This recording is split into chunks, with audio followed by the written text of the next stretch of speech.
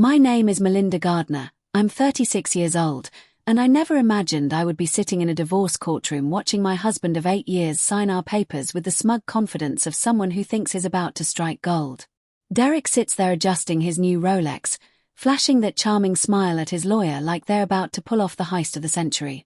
He has absolutely no idea that I've been quietly building a $12 million empire right under his nose while he spent our joint money on his multiple affairs. If you could see his face right now, so certain he's about to take half of everything I have, completely oblivious to the financial bomb that's about to detonate. Before I tell you what happened when the judge read out my actual net worth, please like and subscribe to this channel and let me know in the comments where you're watching from today. Trust me, you're going to want to see his reaction when he realizes what is lost forever. I grew up in a small town outside Toledo, Ohio, where my mother worked as a librarian and my father owned a modest auto repair shop. Money was always tight, but my parents taught me the value of creativity and hard work. While other kids played video games, I spent hours drawing, designing, and creating. My bedroom walls were covered with sketches of logos, characters, and brand concepts I'd imagined for fictional companies. My parents didn't understand my artistic obsessions, but they supported them, scraping together money for art supplies and encouraging my acceptance to Ohio State University on a partial scholarship. I majored in graphic design while working 25 hours a week at the campus print shop to cover expenses. After graduation, I landed my first job at a small advertising agency in Cleveland, making $32,000 a year. The work was basic, flyers for local restaurants, business cards for real estate agents, but I threw myself into every project, staying late to perfect designs that others might have rushed through. I was hungry to prove myself, to show that the girl from small-town Ohio could compete in the professional world. Cleveland wasn't glamorous, but it was affordable, and I found my rhythm there.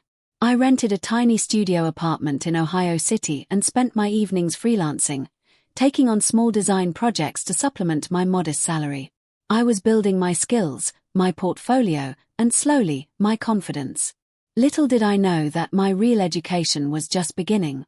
2 years into my Cleveland life, my agency was hired to create promotional materials for a medical equipment conference. The event was held at an upscale hotel downtown, and I was there to ensure our printed materials looked perfect and to network with potential clients. That's where I met Derek Whitmore. At 31, Derek commanded attention the moment he walked into a room. He was tall, impeccably dressed in what I would later learn was a custom-tailored suit, and moved through the crowd with the easy confidence of someone who had never doubted his place in the world. He was the regional sales director for a major medical equipment company, and when we were introduced at the networking mixer, he actually seemed genuinely interested in my work. "Graphic design," he said, studying the promotional materials I'd created. "This is really sophisticated work. You have an eye for clean, professional aesthetics. Most agencies around here produce such amateur-looking stuff." We talked for over an hour about design, about the psychology of visual communication, about my dreams of eventually starting my own creative agency. Derek shared stories about his work in medical sales, the high-stakes negotiations, the travel to major hospitals across the Midwest. He spoke about his vision of eventually starting his own distribution company, importing innovative medical devices from European manufacturers. Derek came from a completely different world than mine. He'd attended private schools in Chicago, graduated from Northwestern, and moved through professional circles with an ease I envied. His father was a successful orthopedic surgeon, his mother a former art gallery owner who now served on multiple non-profit boards. Yet that evening, he seemed fascinated by my small-town background and self-made journey. "You built all this yourself," he said, gesturing at my portfolio. "No family connections, no handed-down business. That's incredibly impressive, Melinda." Our romance developed quickly. Derek would drive the hour from his Akron territory to take me to restaurants I'd never afford on my own, intimate bistros with wine lists longer than novels, rooftop bars overlooking Lake Erie. He introduced me to symphony concerts, art gallery openings, private club events where I felt simultaneously thrilled and intimidated by the sophisticated crowd. For my birthday, Derek arranged a private painting class with a renowned local artist. He remembered every detail I'd shared about my creative process, my influences, My goals. When my parents visited from Ohio, he charmed them completely, asking thoughtful questions about their work and making them feel important and valued. He looks at you like you're the most fascinating person in the world, my college roommate Bethany told me after meeting him. And he's not just handsome, he actually listens when you talk about your art. 6 months after we met, Derek proposed during a weekend trip to Chicago. He'd planned an elaborate surprise, taking me to the Art Institute, then to dinner at an exclusive restaurant, and finally to the rooftop of his childhood friend's high-rise apartment where he'd arranged for a string quartet and a photographer to capture the moment. The ring was stunning, a vintage Art Deco design that perfectly matched my aesthetic sensibilities. I was hesitant initially, feeling we were moving too fast, but Derek was persuasive. When you find someone who complements you perfectly, who shares your dreams and supports your ambitions, why wait? He said, taking my hands in his. We're building something beautiful together, Melinda. I want to be your partner in everything. Our wedding was everything Derek envisioned, elegant, expensive, and designed to impress. We held the ceremony at a historic venue in Cleveland with 120 guests, most of them from Derek's extensive network. I wore a designer gown Derek had selected, and he looked stunning in his tailored tuxedo. We wrote our own vows, promising to support each other's dreams and build a life of mutual respect and shared success. For our honeymoon, we spent 3 weeks touring art museums and galleries across Europe. Derek seemed genuinely interested in my artistic education, arranging private tours and purchasing several pieces from emerging artists. This is an investment in your development, he said, and in our future. Upon returning, we moved into Derek's downtown loft, a sleek space with floor-to-ceiling windows and a view of Lake Erie. The down payment had come from Derek's savings, a fact he mentioned frequently, though never with apparent resentment. It's our home now, he would say, but I'm proud I could provide this foundation for us to build on. The loft was undeniably beautiful, but it was also distinctly Derek's space. The furniture was modern and minimalist, chosen more for status than comfort. There was no designated area for my art supplies, no space that felt welcoming to creative work. When I suggested converting the second bedroom into a studio, Derek was resistant. That's our guest room, he said. My parents visit regularly, and we need to maintain a professional appearance for my colleagues. Maybe you could set up a small corner in the living room for your projects. Looking back, I can see how quickly the subtle dismissals began. Derek would make decisions about our social calendar without consulting me, booking us for events that conflicted with my work deadlines. He would redirect conversations when I tried to share my professional challenges or successes, positioning himself as the expert even though his experience was in sales, not creative work. The thing about artistic businesses, he would say to friends at dinner parties, is that they're so unpredictable. Thank goodness one of us has a steady corporate income to rely on. I rationalized these comments. Derek was under pressure at work. He was trying to help me understand business realities. He was protecting me from the disappointment that might come with unrealistic expectations. I made excuses because everything else seemed so perfect, the beautiful home, the sophisticated lifestyle, the way he introduced me to experiences I'd never imagined. 18 months into our marriage, I decided to take the leap and start my own design agency. I'd been freelancing successfully on the side, building a client base and accumulating savings. Derek's income provided a safety net that made entrepreneurship feel possible rather than reckless. I think this could be the perfect time, I told Derek over dinner one evening. I've got enough clients to go full-time, and I've been developing some innovative approaches to brand identity that larger agencies aren't offering. Derek was enthusiastic initially, helping me brainstorm business names and reviewing my business plan. We settled on Spectrum Creative Solutions, a name that reflected my ability to handle diverse creative challenges across different industries. It sounds professional and scalable, Derek agreed. Though you might want to start small and see how it goes before investing too much. We established separate business and personal accounts, along with a joint account for household expenses. Derek would contribute about 70% of our shared costs based on his higher salary, while I contributed 30% from my projected business income. At the time, this seemed fair and practical. Derek's encouragement, however, came with constant subtle corrections. When I mentioned landing a significant contract, he would caution me about overcommitting. When I talked about hiring employees, he suggested I might be getting ahead of myself. When potential clients called during dinner, he would make jokes about my very important art business that left me feeling embarrassed and diminished. The most telling moment came when I landed my first major contract, a complete rebranding project for a growing restaurant chain expanding across Ohio.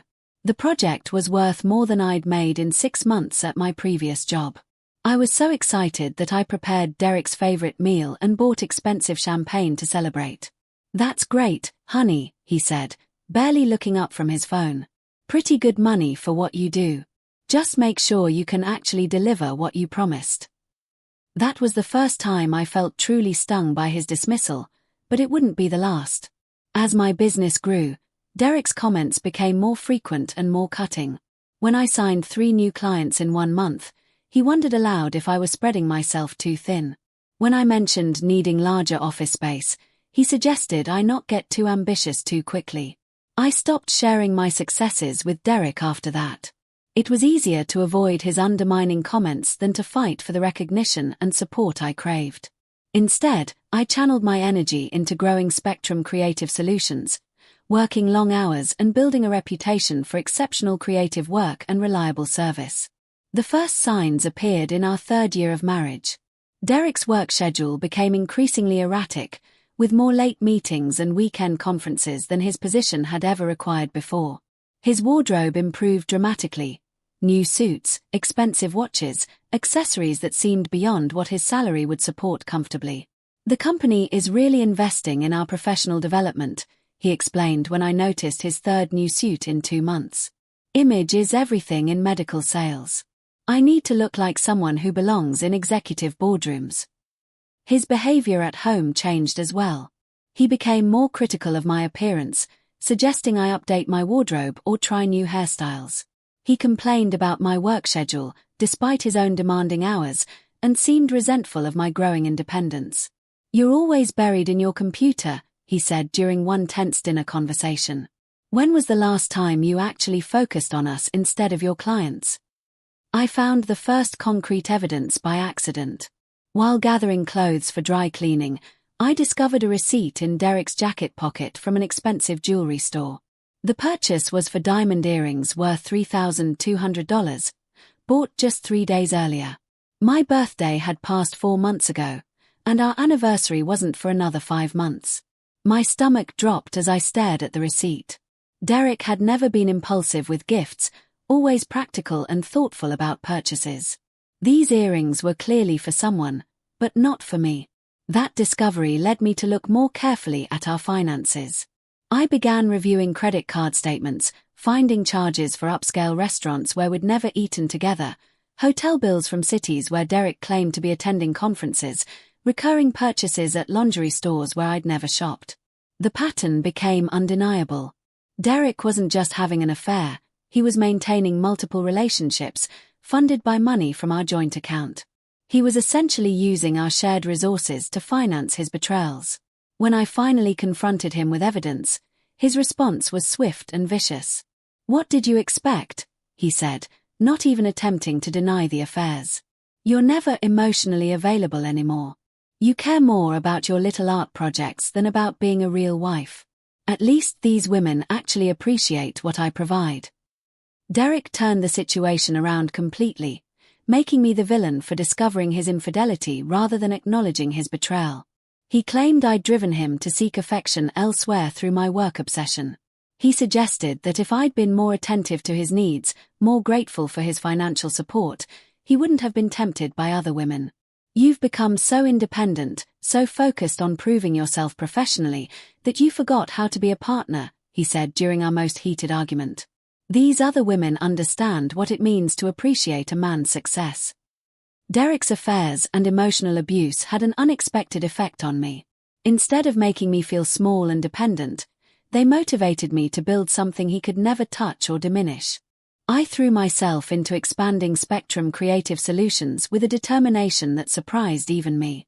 My breakthrough came when I landed a contract with Meridian Health Systems, a rapidly growing healthcare network that needed a complete visual identity overhaul. The project scope was massive: logo design, marketing materials, website development, and brand implementation across 43 facilities. The contract was worth more than double my previous year's total revenue. Derek's response to this success was predictably dismissive. "Lucky timing," he said when I mentioned the contract in passing. "They probably couldn't afford a real agency and had to settle for local talent." That comment crystallized something for me. Derek would never see my work as legitimate or valuable, no matter what I achieved. His need to feel superior required my success to remain small and inconsequential. In that moment, I made a decision that would change everything. I would stop discussing my business with him entirely. The next few years became a masterclass in strategic growth and financial stealth. I moved Spectrum to a larger office in a professional building downtown, telling Derek it was necessary to appear credible to clients. In reality, I was expanding rapidly, hiring talented designers, account managers, and strategic planners. My client base grew to include several Fortune 500 companies seeking specialized creative services. My team developed innovative approaches to digital branding that attracted attention from major corporations looking for fresh perspectives. We weren't just designing logos anymore. We were creating comprehensive brand experiences that drove measurable business results. As my revenue grew, I became increasingly strategic about my investments. I consulted with Helena Rosenberg, a financial advisor recommended by one of my corporate clients, who helped me diversify my growing profits wisely. We focused on real estate investments in Cleveland neighborhoods that were beginning to gentrify, purchasing small apartment buildings and commercial properties at below-market rates. One of my most prescient investments was in cryptocurrency. In 2017, when Bitcoin was trading around $800, Helena suggested allocating a small portion of my portfolio to digital assets. I purchased 50 Bitcoins, an investment that seemed risky at the time but aligned with my growing confidence in innovative technologies. My real estate portfolio expanded to include 5 rental properties across Cleveland, each purchased at strategic moments in their respective neighborhood development cycles. Within 3 years, the combined value had more than doubled as these areas became sought-after destinations for young professionals and artists. As my wealth grew, I maintained a carefully crafted facade of modest success. I continued driving my reliable but unremarkable Honda Civic. My wardrobe remained professional but conservative. I ate lunch at affordable restaurants and avoided any displays of luxury that might raise Derek's suspicions. The only indulgence I allowed myself was my private art collection. I began purchasing works from emerging artists whose careers I believed would flourish. These pieces were stored in a climate-controlled warehouse facility, invisible to Derek but representing both personal passion and smart investment strategy. Derek remained completely oblivious to my growing empire. When he occasionally asked about my business, I would give vague responses about steady growth and consistent client work. He never requested to see financial statements or asked detailed questions about revenue, apparently satisfied with his assumption that I was making a modest income from artistic work. Meanwhile, Derek's own lifestyle became increasingly extravagant. He purchased luxury cars every 2 years, filled his wardrobe with designer clothing, and insisted on expensive vacations that he assumed I was struggling to afford. His comments about our financial dynamic became more frequent and more condescending. "It's fortunate that one of us has a real career," he would say when making reservations at exclusive restaurants. "These places aren't cheap, but you deserve to experience the finer things occasionally." I would simply nod and write the check from my personal account, letting him believe I was stretching financially to match his contributions.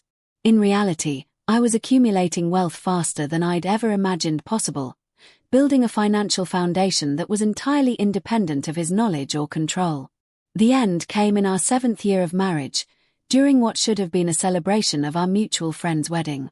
Derek had been traveling more frequently, claiming new territory assignments that required extensive client relationship building. His affairs had become more brazen, though he maintained the pretense that his late nights were work-related. At the wedding reception, I watched Derek charm the crowd as usual, moving through conversations with his characteristic confidence. Then I saw her, a beautiful blonde woman in her late 20s, elegantly dressed and clearly comfortable in this social setting. Derek spent most of the evening by her side, introducing her to mutual friends as his business associate Jessica. The way they moved together, the intimate glances, the casual touches, it was obvious they were lovers. More disturbing was how comfortable Derek seemed with this public display, as though he felt completely safe from any consequences. During the reception dinner, I overheard Derek's conversation with Jessica and another couple. "Melinda's sweet," he was saying, gesturing toward where I sat across the room, "but she's so wrapped up in her little art business that she barely notices what's happening around her. It gives me plenty of freedom to focus on more important relationships." Jessica laughed at this, clearly entertained by Derek's casual dismissal of his wife. "When will you finally make the move?" she asked quietly. "You've been talking about it for months." "Soon," Derek replied. "I need to secure my half of our assets first. She's probably accumulated some value in that cute design business of hers. I want to make sure I get what I deserve before I transition to our next phase." That conversation revealed Derek's complete plan. He wasn't just having affairs, he was strategically planning to leave me while maximizing his financial gain from our divorce. He viewed my business as an asset he was entitled to claim, completely unaware of its actual value or my other investments. That night, I lay awake processing what I'd learned. Derek wasn't just cheating, he was actively plotting to destroy my financial security while flaunting his infidelity in our social circle. The depth of his betrayal was staggering, but it also clarified my next steps completely. The following week, Derek left his phone unlocked on the kitchen counter while showering. I'd never invaded his privacy before, but his public humiliation of me had crossed a line. What I found was worse than I'd imagined. His text messages revealed ongoing relationships with at least 3 different women over the past 2 years. There were explicit photos, detailed plans for secret getaways, and worst of all, mocking comments about me that he shared with his lovers. "The artist is completely clueless," read one message to Jessica. "She thinks I'm working late while I'm actually building our future together. Once I claim my half of her business and our other assets, we can start fresh without any financial stress." Another conversation revealed his assumption about my business value. "She probably has maybe $200,000 in equity built up after all these years. Not a fortune, but worth claiming. Plus the house equity and savings accounts should give us a nice foundation." I took screenshots of the most damaging conversations and emailed them to myself. Derek had no idea that his casual cruelty was about to become evidence in legal proceedings that would destroy his financial future. I contacted Victoria Sterling, a divorce attorney specializing in complex asset protection, recommended by Helena Rosenberg. Victoria had built her reputation helping high-net-worth individuals navigate difficult separations while protecting their financial interests. "This is an unusual situation," Victoria said after reviewing my documentation. "Usually I'm helping women figure out what assets their husbands have hidden. In your case, we need to protect what you've built independently while ensuring he doesn't benefit from his infidelity and financial misconduct." Victoria's strategy was brilliant in its simplicity. We would prepare comprehensive financial disclosures as required by law, but Derek's own dismissive attitude toward my work meant he wouldn't request detailed information during settlement negotiations. His assumption that my business was modestly successful would work in our favor until the final court revelation. Meanwhile, Derek hired Bradley Cross, an aggressive divorce attorney known for maximizing settlements for his clients, particularly in cases involving successful businessmen and their dependent wives. Derek was confident that his superior legal representation and higher income would result in a favorable settlement. Derek's initial demands were exactly what Victoria had predicted. He wanted 50% ownership of Spectrum Creative Solutions, claiming he had provided the foundational support that made the business possible. He demanded alimony based on his role as the primary breadwinner who had supported my artistic career. He wanted primary claim to our shared home, both cars, and half of all bank accounts. What Derek didn't demand, because he didn't know they existed, were my investment properties, stock portfolio, cryptocurrency holdings, or art collection. His ignorance of my actual financial situation was about to become the costliest mistake of his life. Victoria and I spent months preparing for trial, documenting Derek's affairs, his misappropriation of joint funds, and his consistent pattern of dismissing and undermining my professional achievements. We gathered testimony from clients who could speak to my independent business development, from employees who had witnessed my leadership and vision, and from financial advisors who could verify the legitimate growth of my investments. Throughout this period, Derek remained smugly confident. "She can't afford to drag this out," I overheard him telling Bradley after one contentious meeting. "Her little business can't support expensive legal fees indefinitely. She'll settle when she realizes what good representation costs." Derek had no idea that I could have funded his legal fees from my quarterly investment returns alone. The morning of our final hearing arrived grey and cold, typical Cleveland weather that matched the solemnity of the occasion. I dressed carefully in a conservative navy suit, professional but understated, maintaining the appearance of modest success that had served me well throughout this process. Derek arrived at the Cuyahoga County Courthouse looking every inch the successful executive.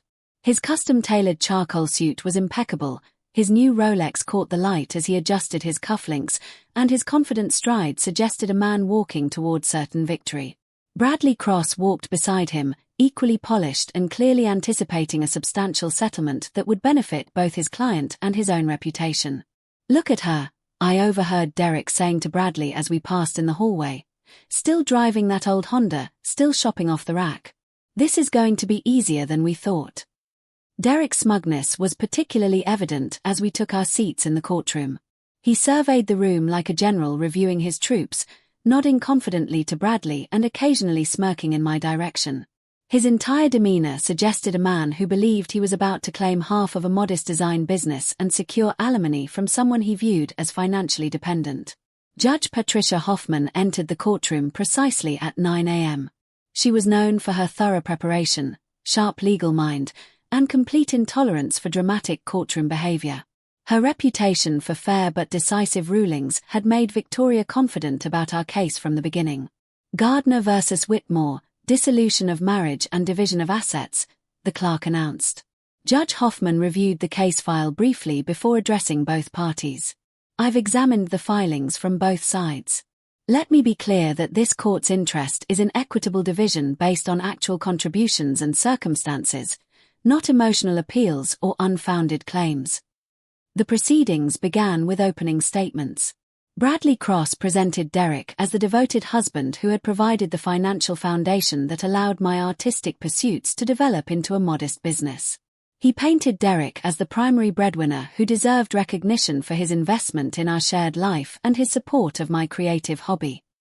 My client provided the stability and financial support that enabled Mrs. Gardner to pursue her artistic interests, Bradley stated confidently. Without his consistent income and encouragement, there would be no business to discuss today. Victoria's opening was precise and powerful. She outlined how I had built Spectrum Creative Solutions through my own expertise, vision, and relentless work, often despite Derek's dismissive attitude rather than because of his support. She briefly mentioned his infidelity and financial impropriety, but focused primarily on establishing that my business success was entirely independent of his contributions. Derek testified first, presenting himself as the supportive spouse whose sacrifices had made my success possible. He claimed to have provided business advice, introduced me to potential clients, and covered our living expenses while I experimented with my design company. "I essentially funded her business development by maintaining our household financially," Derek stated with practiced sincerity. "Any success she's achieved was built on the foundation of stability I provided. I believe I deserve recognition for that investment." During cross-examination, Victoria systematically dismantled Derek's claims. She presented evidence showing his complete lack of involvement in my business development, his dismissive comments about my work, and his clear pattern of undermining my professional confidence. "Mr. Whitmore, you testified that you provided business guidance to your wife," Victoria stated. "Can you name 3 specific pieces of advice you gave her about graphic design or brand development?" Derek's pause was telling. "Well, general business principles apply across industries," he said weakly. "Can you name any of your wife's major clients?" Another pause. This court finds no basis for alimony, Judge Hoffman concluded. Both parties have substantial independent income capabilities. Mr. Whitmore's documented infidelity and financial misconduct eliminate any claim to spousal support. Derek's reaction was explosive. He jumped to his feet again, his face now completely red with rage and disbelief. "This is robbery," he shouted. "She built that business while we were married. I supported her. I gave her the stability to take risks. I'm entitled to half." "Mr. Whitmore, you are in contempt of court," Judge Hoffman declared. "One more outburst and you will be taken into custody." Derek ignored the warning completely. "You don't understand. She's been living like she was broke while accumulating millions. She drove an old car, shopped at discount stores, claimed she could barely afford to contribute to our household. This was all a lie." Security officers began moving toward Derek as he continued his rant. "I took care of her, I provided for us, I gave her everything she needed to succeed. She owes me half of everything she built." As the officers approached, Derek made one final desperate appeal. "Your Honor, she couldn't have done this without me. No one builds $12 million from graphic design. There has to be fraud involved." "Mr. Whitmore, you are being held in contempt," Judge Hoffman stated firmly. "Officers, please escort him from the courtroom." Derek was led away, still protesting, his voice echoing down the hallway as he continued to insist that the business valuation was impossible, that I must have hidden income, that he deserved half of assets he'd never known existed. Bradley Cross looked shell-shocked as he gathered his files. The confident attorney who had entered the courtroom expecting a substantial settlement was leaving with almost nothing for his client and a professional reputation damaged by Derek's courtroom meltdown. Outside the courthouse, Victoria and I were surrounded by friends who had come to support me. Helena Rosenberg hugged me tightly, whispering, "You did it. You protected everything you built." Bethany had flown in from Detroit to be there for the verdict. "I can't believe he actually thought your business was worth maybe a few $100,000, she said, shaking her head. "How could someone be married to you for 8 years and understand so little about who you are?" The news of Derek's courtroom breakdown spread quickly through our social circles. Within hours, mutual friends were texting with reactions ranging from shock at the financial revelations to satisfaction that Derek's arrogance had finally caught up with him.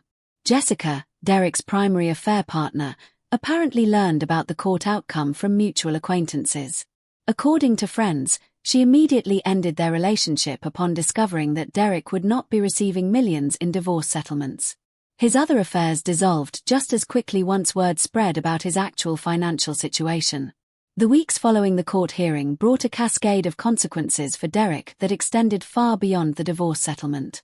His explosive courtroom behavior had been witnessed by several colleagues and clients who happened to be at the courthouse on other business. Word of his public meltdown spread quickly through the medical equipment sales community. Derek's employer, already concerned about his increasingly erratic behavior and frequent absences, placed him on administrative leave pending a review of his professional conduct. The company had built its reputation on reliability and discretion, and Derek's public association with a messy divorce and courtroom contempt citation reflected poorly on their brand.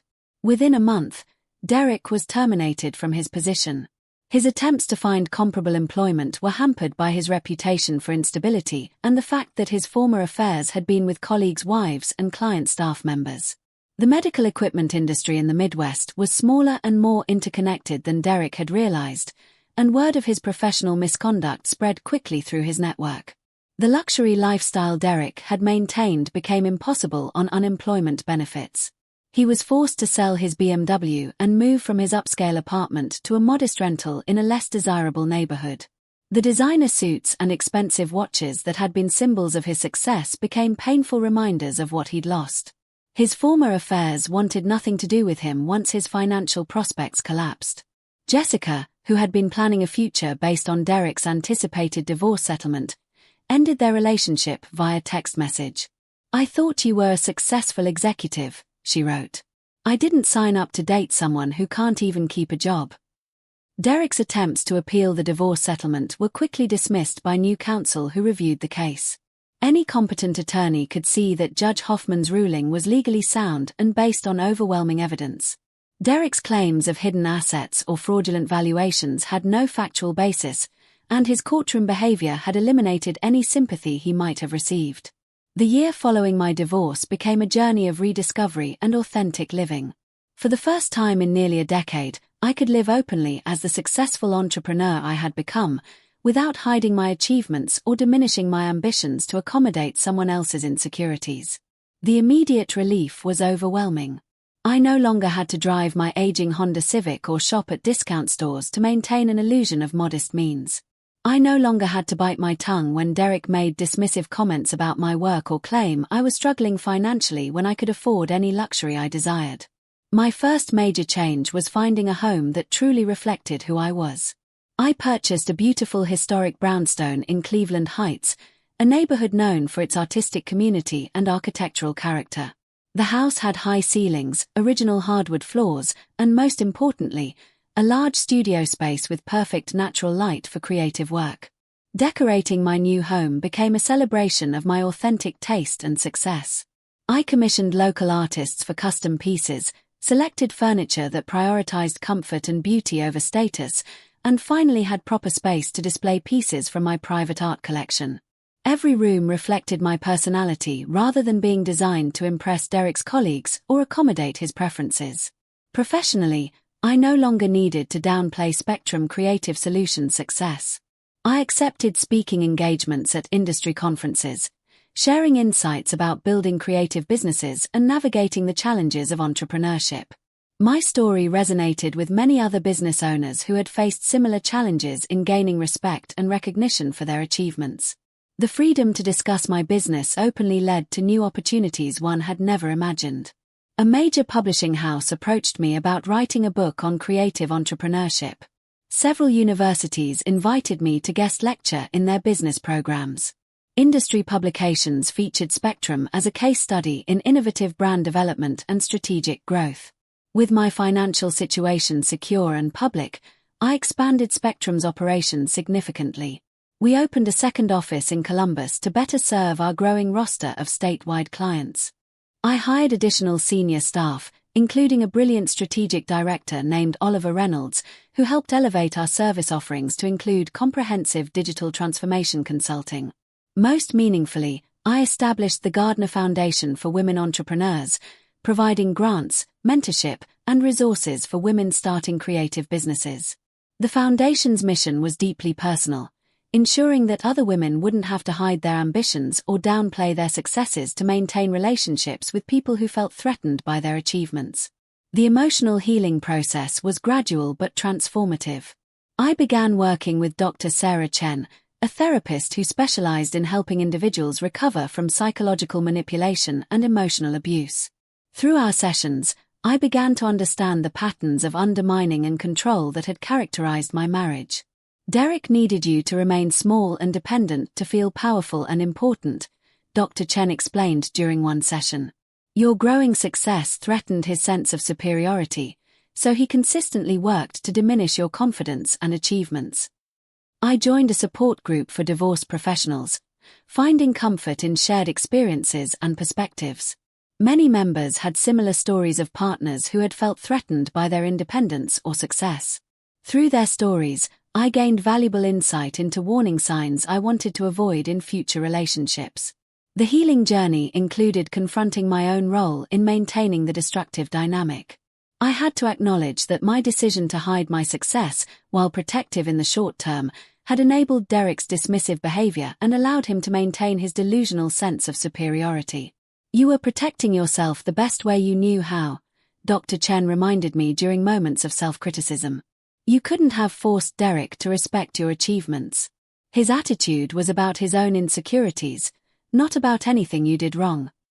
As I healed emotionally and grew more confident in my authentic self, I began developing new friendships and eventually dating again. The process was cautious but rewarding, as I learned to maintain strong boundaries and communicate my expectations clearly from the beginning of any relationship.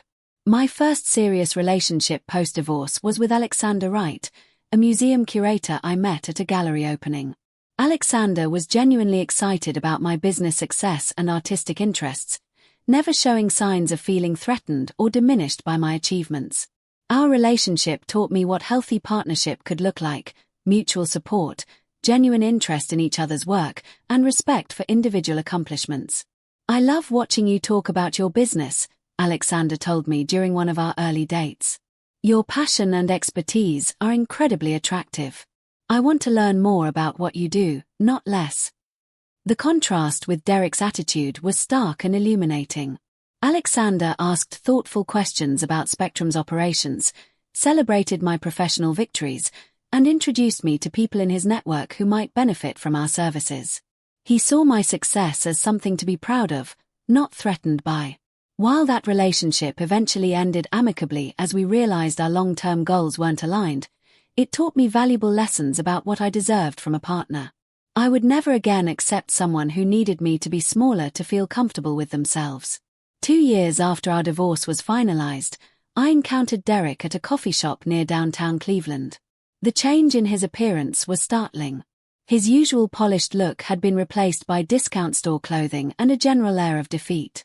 His hair was longer and unkempt, his posture slouched, and he looked older than his 41 years. He was sitting alone at a small table, working on a laptop that had clearly seen better days. When our eyes met, he seemed genuinely surprised to see me. After a moment of hesitation, he approached my table. "Melinda," he said quietly, "you look wonderful. Business must be going well." I gestured to the empty chair across from me, and he sat down carefully, as though afraid I might change my mind. The confident, dismissive man I had divorced was gone, replaced by someone who seemed genuinely humbled by his circumstances. "I heard about the Gardner Foundation," he said, not meeting my eyes. "It's impressive what you're doing for other women entrepreneurs." "Thank you," I replied simply, studying his face for signs of manipulation or hidden agenda.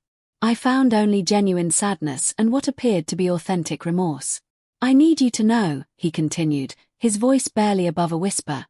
"I was wrong. About everything. About your business, about your capabilities, about what you deserved from a marriage. I spent so many years telling myself that your success was somehow threatening to me, when I should have been celebrating it." He paused, struggling with his words. "I threw away the best thing in my life because I was too insecure and stupid to recognize what I had. You built something amazing while I was busy trying to make you feel small." Derek's apology felt genuine, but I remained cautious. Too much damage had been done for simple words to repair, and I had learned too much about his capacity for manipulation to trust easily. "I hope you're finding happiness," I said carefully. "Everyone deserves a chance to learn and grow." "I don't deserve happiness," he replied, shaking his head. "I destroyed my marriage, my career, everything good in my life because I couldn't handle being with someone more successful than me. I'm working at a small medical supply company now, making about a third of what I used to earn, living in a 1-bedroom apartment and driving a 10-year-old car."